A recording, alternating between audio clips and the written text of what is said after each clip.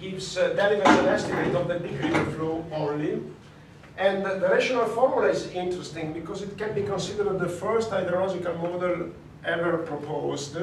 And it's not clear if it was proposed by Mulvaney, who was an Irish engineer, or the English engineer, sorry, where it is mentioned, the second name, Kuchlin. Here. I don't know how to pronounce it. I guess it's Kuchling. And this Kuchling proposed it in 1889 and Mulvaney in 1851. So you see there is a slight difference. But still, the British and the Irish are fighting in the hydrological community because they claim that one proposed it before the other.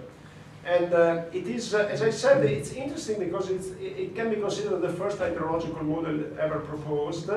And basically, you have to remember it because it's extremely important from a technical point of view. And you may, I use this formulation with this symbol because it's easier to remember. This is a comma, first of all, because this is like CIA, so it's easy to remember. And basically, it provides an estimate of the peak flow. The dependence on the return period here is not explicitly mentioned, and I will tell you why. Has a product of a parameter C, which is a runoff coefficient. It's usually lower than 1, times rainfall intensity, provoking the flood, times the area of the catchment. And any variable should be described here. Let me see. Or did I forget? I don't think so. No, okay. Yeah, probably I should better specify because, okay, it's specified here, sorry. It's specified here. Catchment area, capital A, rainfall intensity I, and the runoff coefficient C. C is a parameter.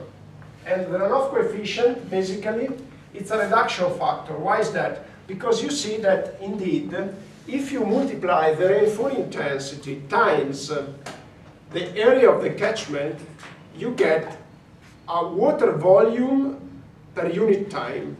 So the rainfall intensity is expressed as a water depth per unit time. It's an intensity. So typically is expressed in millimeters per second.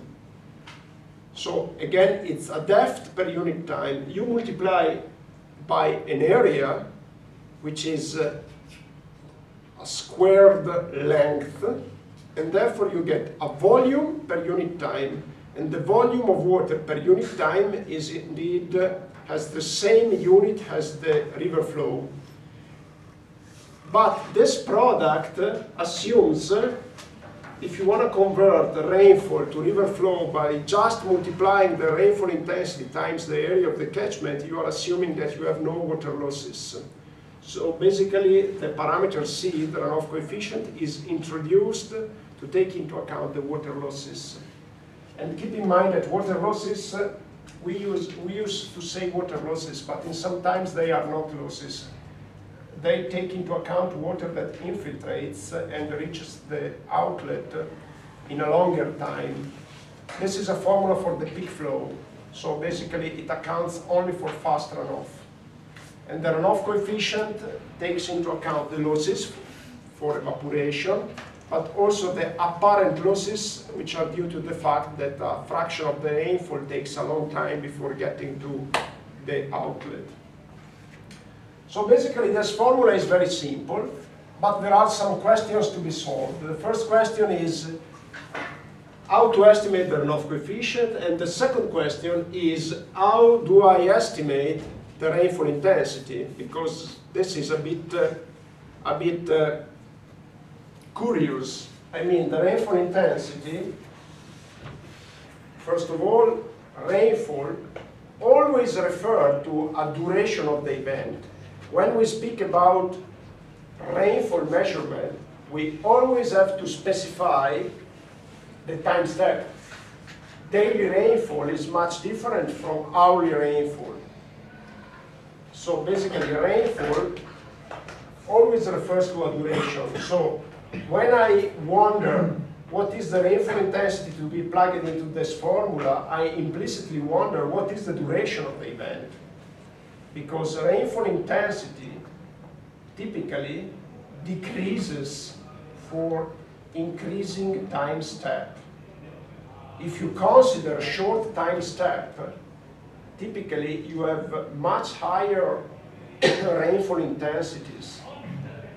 If you go to the daily time step, of course, the time step increases and the rainfall intensity decreases. So basically the question is, how do I estimate the rainfall? What is the duration of the rainfall intensity of the rainfall event that I should consider? And how do I estimate the runoff coefficient? Still, we will discuss these issues tomorrow. Still, keep in mind for now that this is a formula that, in order to provide you with an order of magnitude, is extremely useful. This gives to you an order of magnitude of the variable which you are looking for, the peak river flow.